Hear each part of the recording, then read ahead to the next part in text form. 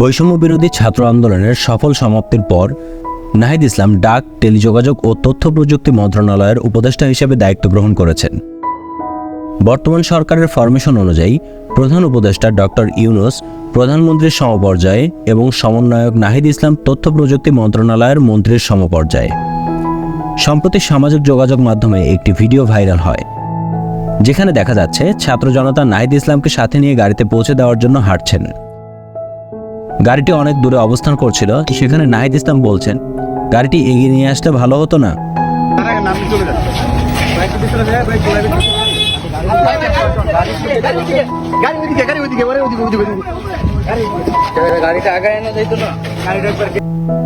এই ভিডিওটি প্রকাশের পর সামাজিক মাধ্যমে ব্যাপক সমালোচনা শুরু হয়। এর মধ্যে কিছু মন্তব্য ছিল এরকম: এতদিন রাস্তায় রাস্তায় আন্দোলন করতে পেরেছে, এখন গাড়ি আনার কথা বলছে, ওর দেখি এখনই মাটিতে পা পড়ে না। প্রথম দিনেই গাড়ি আগায় নিয়ে আসতে বলে, বাকি দিনগুলোতে যে কি বলবে আল্লাহই ভালো জানে। চেয়েছিলাম অধিকার, হয়ে গেলাম সরকার। তবে উৎসুক জনতার এই মন্তব্যগুলো যেন সম্পূর্ণটি ভুল ধারণা।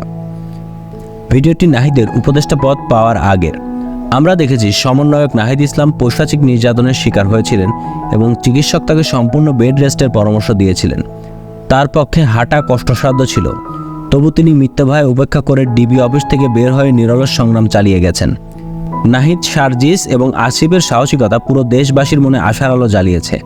দেশবাসী চেয়েছিল তারাই যেন দেশের হাল ধরুক, কিন্তু এখন বিজয়ের পর তাদেরকে নিয়েই সমালোচনা। গঠনমূলক সমালোচনা খুবই গুরুত্বপূর্ণ, কিন্তু অহেতুক সমালোচনা এটা আমাদের জন্যই ক্ষতিকর। চলুন আমরা সমালোচনা পরিহার করে দেশকে নতুন রূপে সাজিয়ে তুলি।